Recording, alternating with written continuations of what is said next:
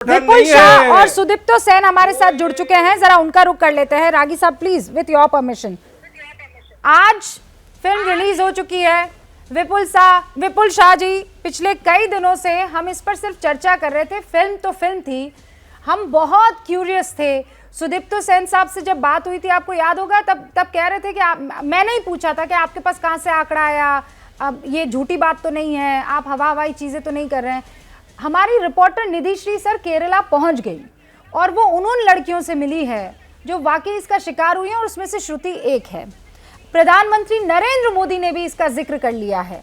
आपको ये तो नहीं लगता है कि ये राजनीति की भेंट चढ़ जाएगी और जो इस फिल्म का असल टारगेट है या मोटो है, सोशल मैसेजिंग, वो कहीं खो जाएगा? नहीं, देखिए योगिता जी, जब देश के प्रधानमंत्री इस विषय पे बात करते हैं तो फिल्म बहुत छोटा विषय हो जाता है। मेन मुद्दा है कि उन्होंने इस विषय को खड़ा किया, और अगर उनको लगा है कि इस फिल्म में इस विषय की बात हुई है और इसके बारे में बोलना चाहिए, देश को इस बारे में जानना चाहिए, तो मुझे लगता है कि कहीं ना कहीं जो हमारी इच्छा थी कि ये विषय लोगों तक पहुंचे, लोग इस पर डिस्कशन करें, लोग इस पर चर्चा करें और इस विषय पे काम हो, वो अब एक देश के अंदर डिबेट बनेगा।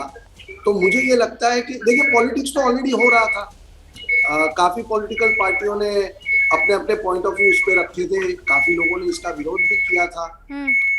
आज दो बहुत बड़ी चीजें हुई हैं।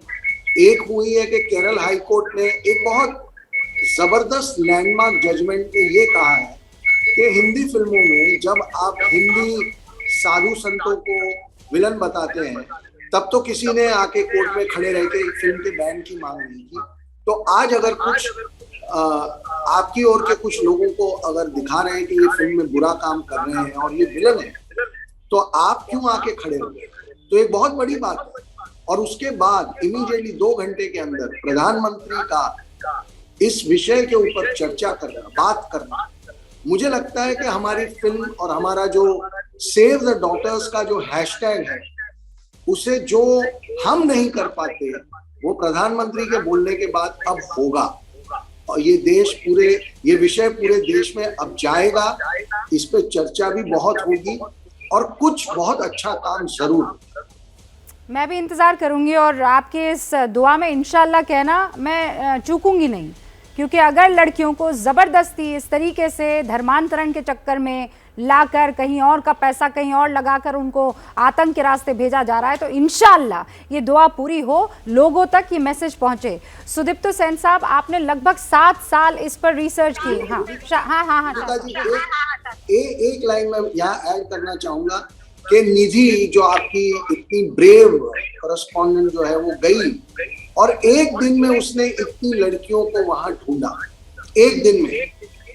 तो आप सोचिए ये कितना बड़ा नेटवर्क होगा कि ये इतने खुलेआम हो रहा है, और एक दिन में अगर इतनी लड़कियां मिलती हैं तो आप इसका स्केल खुद अंदाजा लगा सकते हैं। पहली बात, आपको और निधि को बहुत बहुत बधाई।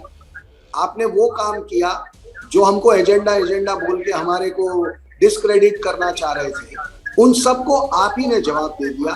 तो और जवाब देना नहीं देना एक अलग बात है, पर देश के सामने एक सच्चाई लेके आना, ये एक बहुत कमाल का इन्वेस्टिगेटिव जर्नलिज्म आपने किया। बहुत बहुत बधाई। Thank you so much Shah साहब। और क्या मजबूरी है मेरी, बताइए।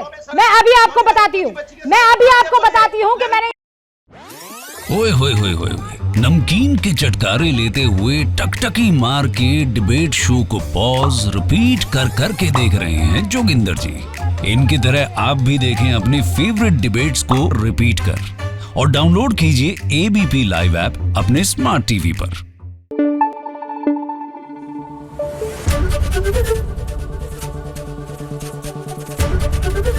एबीपी न्यूज आपको रखे आगे।